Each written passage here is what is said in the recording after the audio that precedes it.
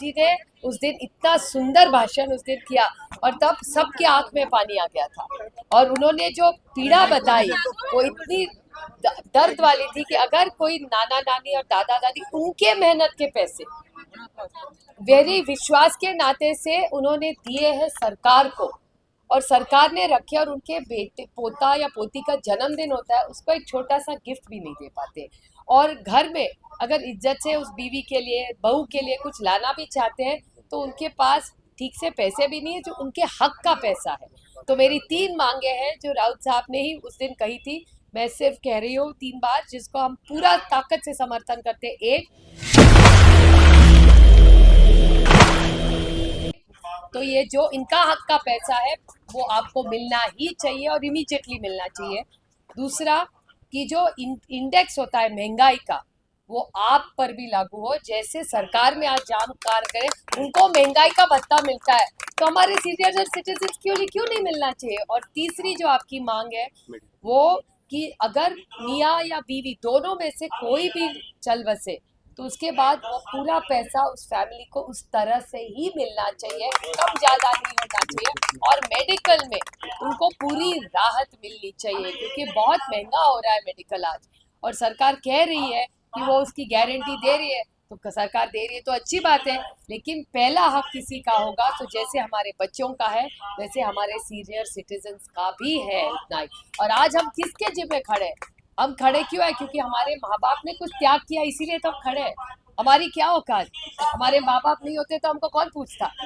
और इसीलिए ये जो हमको हमारा भारतीय संस्कार सिखाते हैं मैं उनको बड़ी विनम्रता से कहना चाहती हूँ कि अगर संस्कारी हो तो पहले अपने घर के बुजुर्ग जो है उनका मान सम्मान करो। तो अगर ये जो सरकार आज देश में है वो अगर कुछ करना चाहती है तो पहले हक EPS 95 का इनके मेहनत का पैसा उनको इमीडिएटली मिलना चाहिए। मैंने कल डिमांड्स का ड्रांस जो हुआ तब हेमा जी का ही मैं रेफरेंस किया क्योंकि हेमा जी इन सबको मोदी जी को मिलने लेके गए। तो हेमा जी अब बहुत अच्छी सांसद है, वो भी हम पार्टी एक तरफ और हमारी संस्कृति और हमारे सारे बुजुर्ग एक तरफ, इसमें कोई राजनीति हम नहीं लाएंगे। ये राजनीतिक विषय नहीं है, हमारे लिए इमोशनल विषय है और सबका मान सम्मान करने के लिए जो भी रहेगा।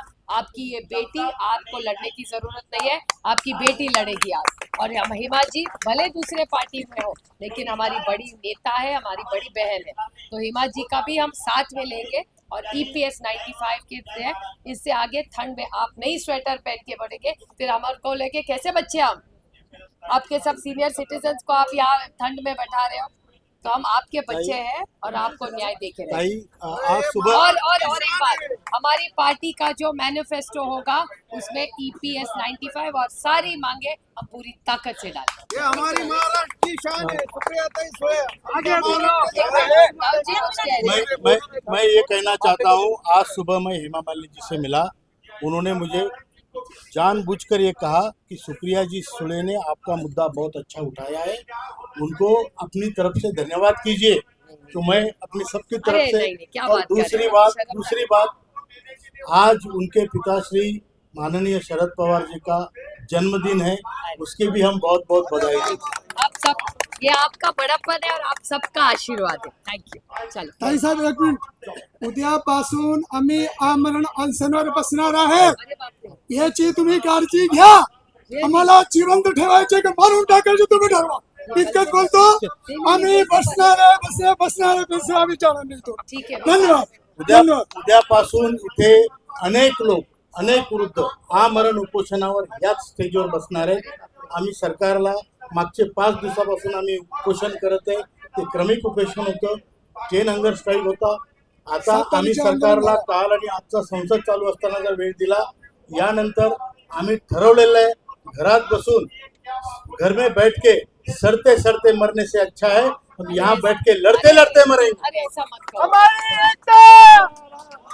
सिर्फ 95 के लिए लगातार यहाँ पर लोग लड़ रहे थे और आज अभी तुरंत जो है वो सुप्रिया जी यहाँ पर आई, सांसद है, और हमको बताया भी था अशोक सर ने जिस तरीके से बात करते हुए कि ईपीएस के लिए उन्होंने आवाज उठाई है संसद में और हेमा मालिनी जी भी उनके साथ लगातार है। तो आज ये आई यहाँ पर, इन्होंने बताया कि जिस तरीके से हमारे जो बुजुर्ग है वो यहाँ पर लगे हुए हैं लगातार, तो वो जैसे बाहर के बुजुर्ग हैं, जैसे बाकी के जैसे हमारे परिवार है, हमारे जो बुजुर्ग है वो साथ हैं जिनकी वजह से हम खड़े, तो आज भी हम उनकी वजह से यहाँ पर खड़े हैं और ईपीएस के लिए लगातार हम आवाज उठाएंगे और इसी सत्र में जो है हम उनको जो है वहाँ पर दिलाने की पूरी कोशिश करेंगे और बहुत सारी सी चीजें अनशन पर बैठेंगे तो उन पर भी उन्होंने कहा कि इसकी कोई वो नहीं है और हम पूरी कोशिश करेंगे कि हमको जो है वो मिले, इनको ईपीएस मिले, हम इनके साथ हैं। अशोक सर क्या आश्वासन दिया क्या सुप्रिया जी की तरफ? सुप्रिया जी ने पहली बात तो हमने उनको धन्यवाद की। आज सुबह जब मैं हेमा मालिनी जी से मिला था तो उन्होंने कहा था कि सुप्रिया जी ने अच्छा आपका सवाल उठाया है पार्लियामेंट में, उनको धन्यवाद कीजिए। तो आज बहुत अच्छा मौका आया कि सुप्रिया जी खुद ही यहाँ पे आए और हम लोगों को संबोधित भी किया, तो मैंने उनके धन्यवाद किए।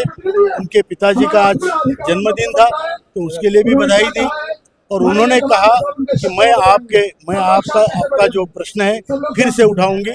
और अभी उनको ये भी बताया गया कि कल से हम लोग आमरण अनशन पे बैठ रहे हैं, तो उनको बहुत पीड़ा हुई। उन्होंने कहा कि आप लोग आमरण अनशन पे ना बैठे, आप बुजुर्ग है, इधर स्वेटर पहन के ठंड में बैठे हैं, मैं आपका प्रश्न लगाऊंगी और अभी सरकार से कहूंगी कि ये लोग आमरण अनशन पे बैठ रहे हैं, उसके लिए कुछ कीजिए। तो अब क्या कल से आमरण अनशन पर बैठना छोड़ देंगे या सुप्रिया जी की बातों को मानेंगे? नहीं, हम तो बैठेंगे, हमारा काम हो।